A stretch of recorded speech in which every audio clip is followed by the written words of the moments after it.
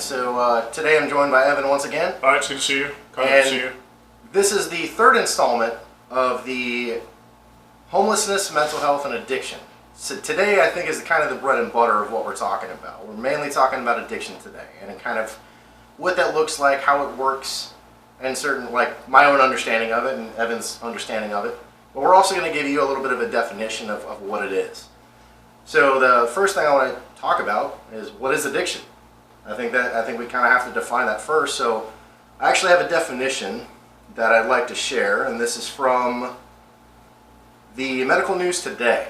And their definition is addiction is a psychological and physical inability to stop consuming a chemical, drug, activity, or substance, even though it is causing psychological and physical harm. I think that pretty much sums it up as far as the definition, but do you kind of have anything to add to that? Oh no, I mean, it's just it's interesting that the definition is that they say that it's something that's causing you harm. Right. A lot of times when we think of addiction, we might minimize it or think that it's not something, but what happens is that anything that we become addicted to over a period of time starts taking control of our lives. Absolutely. So I think it's a great definition. So this one is, this next question that we have is kind of right up your alley. This is kind of what you deal with quite a bit, is how does addiction impact homelessness and mental health?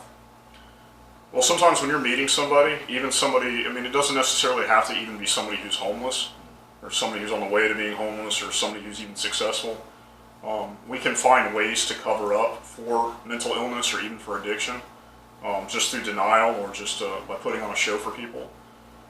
But really, I would say all of us in this life deal with some sort of addiction or some kind of mental illness. I would definitely agree with that. As a result of sin, I mean, I don't think that we have a normal standard that we can measure people against. I think that all of us are a little bit off, and I think that being a little bit off kind of makes us special in certain ways. But when it comes to addiction, is that some people will consider, when they look at somebody who has an addiction problem, they will talk to them and say, okay, so the reason that you're addicted to this is because you're using this to medicate for another issue that you have.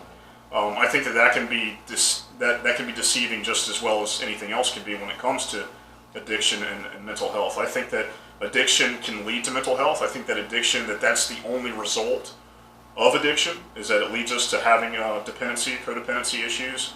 It can literally change the chemical makeup of your body. I think that sometimes there could be even a spirit that's attached to that for whatever reason, though we know that this is a waste of money or we know that this is harmful to ourselves, somewhere in our mind we have established this idol, or we think that without having this that we're not going to be able to survive. So I think that they can go hand in hand, and I think that diagnosing them separately is a very tricky thing to do. I think that you need to kind of know somebody, and you really need them to be honest with you, because even if you can understand that they have some sort of chemical dependency issue, that could be a result of mental illness, or mental illness is a result of chemical dependency. I think getting people to be honest and then to try to work through that is a whole different thing, because then you're dealing with behavior, and behavior is probably the hardest thing to deal with when it comes to dealing with human beings. So, couldn't have said that any better myself. Yeah, you probably could have, but. So this next question is kind of an interesting one, and I kind of have to tread carefully and on how I talk about this. But how does addiction go from a mild misuse to a chronic disease? And so what I want to do is I want to give you a definition of another article, and this article comes from the centerofaddiction.org. And basically they give some statistics on this particular article. Basically there's 1 in 7 from the ages of 12 and up that actually are addicted to some form of substance or an act or whatever the case is. But the main thing is what they talk about with the chronic side of things is at the tail end of the article it says the most severe form of addiction is a physical, often chronic disease that most often requires intensive long-term treatment. And just like other serious diseases, people with severe addiction can recently get sick over time and develop other illnesses as a result of the disease and can ultimately die. So, that's kind of the question that I always kind of have is how do we determine the difference between the two, and what does it kind of look like? Like, what have you experienced with that? I think the danger when you're trying to find the difference between misuse and addiction is that misuse can lead to addiction. I think that if you ignore the fact that all of these things are starting with misuse, which is basically if you are prescribed something, maybe a medication, maybe anything that you've been told that you needed to do. Even, I mean, you could even look at it like physical exercise. If you have been told a specific way to do something by a doctor, for this to be the healthiest and most effective way for you to go through treatment with something, for you to do anything outside of those recommendations would be considered misuse in a clinical way. I think that when misuse happens with us is when we get an skewed vision of ourselves, and I think that we start to adopt a different definition for addiction, or we start to, I don't know how you say, we start to manipulate ourselves to believe that what we're doing to ourselves isn't misuse and it isn't addiction, and that for some reason it is good for us. And because of our sickness and because of sin, because of the world, it's easy for us to manipulate ourselves into doing something that's harmful to us, and convince us that it's actually doing something okay. I've met a lot of people that have been stuck in addiction for a very, very long time, and the first thing that they say is that they are terrified that they are going to die from addiction. It's so horrible when they say that. Yeah. It's hard for me because I want to be able to help. Yeah. And it's just I think they have to try to learn how to help themselves first. We have to. I can't just make decisions. Right. Absolutely. I mean, even if I locked you into a room, and kept you there in order to get you sober, I mean, eventually you might need to come out of that room. Right. Right. So I think that there's a danger in that, is because what happens with some parents or even with some people is that we start enabling people by giving them that, because we think that would be better than them actually going out and doing it on their own. But what we're really doing is we're telling them that it's okay. Like some of the men that I meet, I mean, they're at wit's end, their skin's starting to get yellow, or they're shaking uncontrollably, or they've already been up for a couple of weeks from methamphetamines, and they're terrified of the fact that this time is going to be the last time that they do this. And then you help them, and you see them kind of detox, and they get through that, and then slowly but surely you see that whole psychological change, that it's almost like they're talking themselves into the fact that it wasn't that bad, and they begin to forget where they were and what was happening and the people that they had hurt and even how they felt physically. And then just within a short amount of time, I mean, they have talked themselves right back into misuse and addiction. I think that anything in our life, it just doesn't have to be a substance. Anything that would occupy our time that would become harmful to us would be considered an addiction. And I don't think, I don't want to say that addiction is just a negative thing. I think that the way that we use the word addiction, that it is a negative thing. But I think that what we need most in life really is balance. And I think the only way that you're going to have balance is if you have moral obligations, if you have values, if you have boundaries, if there's places that you won't go, if there's things that you won't do. Because everywhere you go out here, there are so many places that you can get involved in things. But what I think that we have done is that we have manipulated ourselves to think that misuse is okay and that addiction is bad. And I really don't see the two being very different from each other. I think that they go hand in hand. I think it would just be about how you're defining it, and I think that it would have to do with what it actually is to some people would justify whether it's good or whether it's bad, or whether it's harmful. So kind of what you're saying is that any type of gateway drug is actually when it manifests into something? Is that there's always a possibility. Gotcha. I mean, if there's a possibility of danger in that, it doesn't mean that you just avoid it completely, but you need to make a responsible decision on what you're going to do. Right. I mean, I don't need to go into a trap house to rescue somebody who I know from smoking crack. I mean, it's not necessarily, that might not be the best means for them to get help. And I know that maybe sounds the wrong way, because some people would say, yeah, well, maybe if you did go in the trap house, things would be different. At the same time, but do you need to put yourself at risk because they put themselves at risk? Right. I think Jesus is capable of doing that. Meeting them in that crack house or in that situation. Yeah. I feel like that's the thing that we have to remember, is that Jesus is always going to be with us in any of these different things, and whether you think that smoking a joint every now and again is not chronic, well, it can lead to something that is chronic. That's what Evan is talking about right now. There's a danger. There's always a danger. But it's always going to be it's going to be your personal decision. Right. And nobody else, there's going to be people that have opinions about that. There's going to be people that influence you.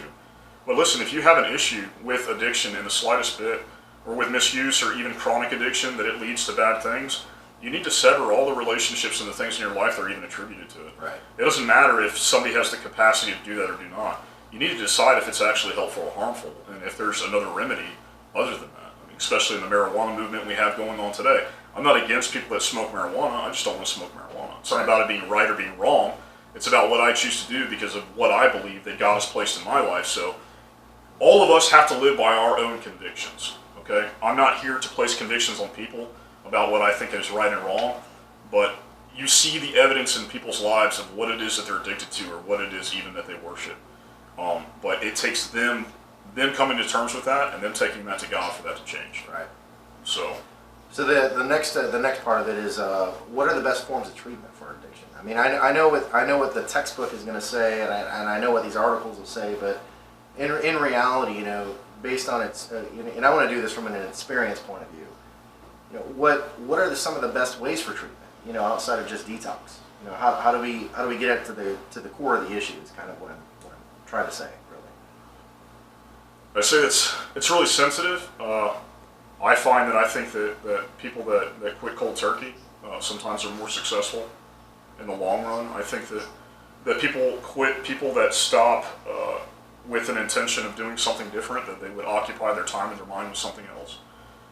Or they would find other things in life to be more engaging than that, or even people that had a sincere desire to change. I think that you have to have a sincere desire to change. You have to believe that it's possible. And then number 3, you really do have to have a support system of people around you. And you have to be willing to listen to your own garbage that people are telling you when it comes to making wise decisions. And we don't ever want to have somebody in our life who's telling us all the time that we're about to make a stupid decision. But you need to have people that are going to hold you accountable in life, and I think that church life is great for that. I think that there are a lot of different avenues for things like that. I think that spiritual is much better than for you to go at it alone, but we are creatures of habit, and I think that if we have somehow developed, manipulated ourselves to believe that an addiction or chemical dependency is something that we have to have in order to be okay, then the only way for that to disappear is for something else to replace it. And I think that if we were to pursue the Lord, and I think that if we were to pursue it with sincerely, and I think that God can really remove a lot of those things. But you have to have the faith that it can happen. You have to have the determination, and you can't quit trying. You have to keep trying. When you stop trying is when you've given up. Okay, and people's opinions about you, about substance abuse, or about some of the things that happen, should mean very, very little to you in the long run of who you are in life, because your life means a lot more to God and to some people in your life than their opinions of you. So realize that when you're struggling, that other people are struggling too, but that you have worth and that there is a purpose for you in this life, and that is what you need to pursue. And sometimes you might feel alienated or separated from people. Sometimes you might be in a moment of darkness and you might be tempted, and you have to make a decision on what you choose to do. And ultimately, God has made us all responsible for our decisions and for our actions up to a certain extent. So the best way that I think for addiction is I think that you need to have accountability. I think that it requires faith. I think that, and the reason that I say faith is, of course, simply enough, is because I'm a believer. Because I've dealt with addiction. I've dealt with some for mental health or whatever all that stuff is. And from what I've experienced, the only thing that gives me the joy and the satisfaction from not participating in something else that was ruining me is the fact that God has given me the gift to appreciate my life and to appreciate the relationships I have with people. So you need to use your resources. You need to have people that are going to hold you accountable, and you need to have faith. And then you know, to say fourthly, you just don't give up. There is no giving up. You're going to be here as long as God decides you to be here, and it's just it might be a quality of life issue. But definitely don't beat yourself down to the point that if you do this one little thing, it's going to lead to a lot of things. But realize that it's easy for us to say, one's not going to hurt. But you have a history of that. Listen, you need to be smart. You don't need to be ignorant with what it is. And you need to realize that there are spirits out here that are working against you to get you trapped in anything that you possibly can. And they will trap you. Yeah, I mean, you should spend $20, okay, for a hit of crack cocaine, all right? $20 for a hit of crack cocaine. It's going to last you 6-7 minutes, okay? And you pedaled all day just to get that $20 because you don't have a place to stay and you're addicted to crack cocaine. So basically, you're spending your entire life and everything to capture a high that you once had when you first did it. But what you're doing is you're selling out all of your friends. You're abusing people. There are people that get robbed at gunpoint, hit in the head with bricks. There's all kinds of things that can happen as a result of what this addiction is. And it is spiritual. It is not just a physical addiction. Listen, your body does not need something to the point that you have to kill somebody to receive it. So you have to understand that there are other things behind the scenes that are doing a lot of controlling in this, and you need to be aware that even if you think that you have victory, it will not stop God from allowing the enemy to put something right in front of you, so you have to make a decision on what to do with your life. And I think the biggest thing that you said is we're worth something. That to me is the biggest point I think that we're trying to make, is that if you're listening right now, if you're watching, you're worth something. You really are. You know, you may think that you're at the bottom of the totem pole. You may think that you don't have anything left. That's not true. That's all a lie. The enemy's trying to put that into you. God has huge plans for those that are usually oppressed. I want you to remember that. I want you to realize that, you know, I can speak in my own life that, you know, the devil was trying to keep me oppressed because he saw the potential that I could have, you know, and that potential really outweighed where I was at the time. You know, I struggle with myself. I'll just, you know, talk about where I was at several years ago. Is I had lost my father-in-law 2 months after I had gotten married, and I didn't know how to cope with it, so my only coping mechanism was drinking, because I was not a man that knew how to openly talk to people or talk to other individuals. And I encourage you to please talk to someone. You know, if you are going through something similar to that, please just talk to somebody. You know, most people have an ear and they're willing to listen, even if they think that you know, if they have this weird point of view. Trust me, they're still willing to listen. But you just have to find that support system. You know, like what you were saying. You know, just find that support system. You know, and in that situation, I found several guys that picked me up, and one guy, and I saved this for the very last episode, what I'm about to say. And so I had this guy. His name was Leroy. And this is back when I was pulling wrenches, you know, many, many years ago. I was a mechanic for quite some time. And I went in on a Saturday and I was drunk. I was straight up drunk. I had a fifth of rum the night before. And, you know, nobody said anything to me, which is weird. You know, on a Saturday, usually a few people are talking to me and we're kind of laughing and joking around, even though that it was busy. But there was a still moment in the day, and this man named Leroy came over to me and goes, "Hey, come over to my bay real quick." So I walk over to his station and stuff, and he looks at me with a fire in his eyes that I'd never seen before. He goes, "How far do you have to fall into the pits of hell before I pick you up from the ashes?" So let me ask you this question: how far do you have to fall before us brothers are willing to pick you up? Some of us have to fall farther than others, but I will tell you that all of us will end up falling at some point. And it's the people that are willing to pick you up from that, the people that are willing to catch you. And it's not just the fact that Jesus is there. It's the fact that you have to have that support system, like what Evan was just talking about. If you don't have that support system, you have nothing. And that's the truth. You know, my wife's father, you know, before he passed, he told me about his story, and I've held on to that for all these years, and it's because it had such an impact on my life. You know, so find those people that you can talk to that understand you, and who are trust willing that to God's listen. going to bring them into your Exactly. life. I would cry wolf a lot to people that didn't even care, just because I needed to cry out. So. You know, and I've done the same thing. You know, like I didn't care who it was. I just needed to talk about what was going on, or I was just going to implode. Right. So the last thing that I kind of want to talk about today is what are some of the best ways to help those that are suffering from addiction. You know, and I know that we kind of covered a little bit of it, but you know, stay sober. That's really going to help. If you're not sober, then why would they want to be sober? Remember, people see what you do more than they really understand who you are as a person. It takes time for that to happen. We don't just, and you know, there's going to be some people out there that are spiritualists. They're going to say, I can see your heart. I know that you're saved, and you know, I can see all these things. And you know, that's fine. Sometimes I don't go into it that deep. I just let it be what it is at the surface. But the main thing that you can really do to help people that are dealing with that thing is do what you know you need to do to help them. It's not foreign to us. You know, but you don't need to control them, you don't need to control their life, and you definitely don't need to shame them. Okay, there's enough shame in that, but you do need to know when to cut ties, when the relationship is getting to a point where it's abusive or it's dangerous and unsafe for you and for the relationships that you have. I don't think for a minute that it's good for us to put ourselves in circumstances that would endanger our spouses or our children or our loved ones or even ourselves when it comes to somebody who's just being completely controlled by a substance or by a demon that's dealing with a substance. I think you need to know when to say enough is enough. But I think the first thing is that you need to be sober yourself, so what you're saying makes sense. Second, you need to be visible enough and you need to be involved in their life enough that what you say makes a difference. Okay, the only way that what you say and what you do is going to make a difference is if you have if you have a walk of not just being genuine or sincere, but you have a walk that has kind of stood the test of time for what it is. I mean, it's not that you've had victory in all of these different things and that you don't have struggles. It's that you're still willing to admit that you're working through victory and you have had some victory, but you're still moving forward through it. People need people that are going to come alongside them and fight along with them, not people that are going to stand on top of the pedestal and tell them where to move. So you need to be human. You need to be genuine. You need to be careful with your resources. When it comes to helping people that are dealing with addiction, you need to be aware that whatever you might loan or whatever you might give, that you might not get it back or it might be used for the wrong circumstances. And ultimately, you need to make the decision about how far you're willing to go to help somebody. If you think that you need to drive across town or you need to drive 45 miles into the next state, if God has laid it on your heart that you need to do something like that in order to be a part of this person, you need to be sure that that's what God is asking you to do. But you don't need to think that you are the last resort for that person to get help, because you're not responsible for what they did themselves. And God is big enough to be able to orchestrate whatever He needs to do to save anybody's life.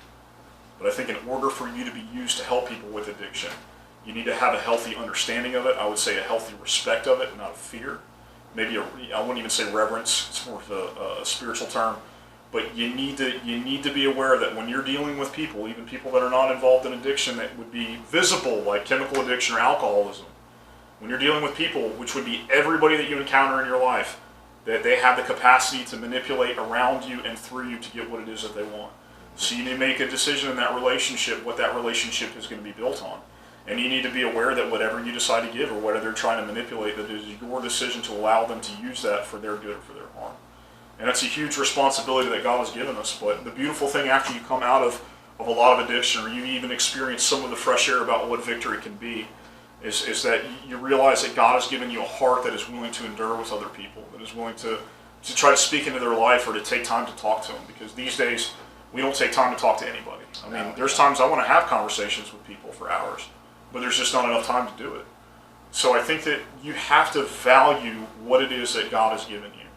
And the first step to relapse in any capacity is just not being grateful for what it is. That you think you need to reach outside of yourself to bring something into your life to make you whole, when God said, just knowing me and knowing my Son has made you whole. Listen, just don't believe the lie. The biggest thing for me is just trying to love a person where they're at. You know, I think that's the hardest thing for me to do. And you know, even though that I'm a chaplain and I'm a minister and stuff, that doesn't always mean that it's easy for me to do that. But at the end of the day, that's what we have to do. That's what Jesus has called us to do: is to love each other. Love others and love God. Like that's I mean, in ministry, in ministry, you're going to choose to suffer with people. And you're going to have a defining moment that you're either going to be there or you're going to suffer with them. It's tough. It's tough. I mean, I've shed some tears with guys, and recently, I'm not going to say his name or anything, but a good friend of mine ended up relapsing really, really heavily, and I wanted to help him, and the Holy Spirit just started speaking to me and said, "No, don't help him." And I argued with the Holy Spirit for a second. He goes, "Look, I'm going to use this silence. I'm going to use this time of quiet to bring him back." And when I finally saw him, and he was clear-minded, he was back to normal, and I was ecstatic, because it was the guy that I remember. And I realized that God worked through that silence. Don't give up on people. Listen, exactly. Don't give up on people. Exactly. Continue to pray for them.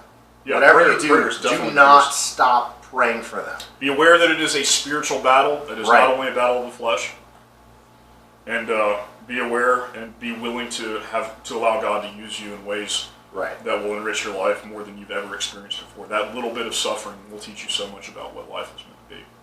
Speaking of prayer, that's what we're going to go to right now. Every episode we try to break out a little bit of prayer, for those who are listening, those who are watching that are struggling. And even for ourselves, because I struggle with some stuff in my life a little bit. And, this isn't just for me, this is for everyone, Like, we all have to be willing to do this. So today, what I want to do is I just want to pray for you out there. I just want to encourage you to understand and know that we all are believing for you. We all love you. And that you have to start loving yourself and accept God into your life. Accept Jesus in your life, because I can't love you as much as Him. So let me just enter into prayer right now. And if you're struggling in any way, shape, or form, please feel free to reach out. And if any of you know Evan, please reach out to him. Yeah, just reach right through the camera. just touch the screen and But we'll feel the. anyways, Father God, I just want to bring the watchers and the listeners to you, Father. You know, if they're struggling with any type of addiction, or if they're struggling with mental health, or if they're struggling with homelessness, I just encourage that they, instead of looking in themselves, that they look up to you, Father. Yes. You know, Father, I think that we get self-absorbed and we start focusing on ourselves, and we lose sight of everything that's around us. And you know, I ask that these people that may be suffering right now, that they get the right people in their lives to encourage them and to believe for them. So I just ask all things in Jesus' name. Amen. Amen. Pray for this couple. They are embarking on what God has called them to do with their life. And we all need prayer. Don't be afraid to speak the name of Jesus to people. Sometimes it'll be the best thing that you've ever done. And remember, like what Brent was emphasizing, what I said is, you have to understand that there is worth, that you have worth. Right. Okay? Right. And for some of us, it's harder than others just because maybe where we were raised and what it was. So. Right. So, you know, I just kind of want to sign off to this mini-series. Thanks for watching. If you like what you see and you want us to continue, please feel free to hit that notifications button and just like, share, and subscribe. We'll see you next time. And don't forget, Jesus loves you, and we love you. We'll see you next time. Vegan can be better.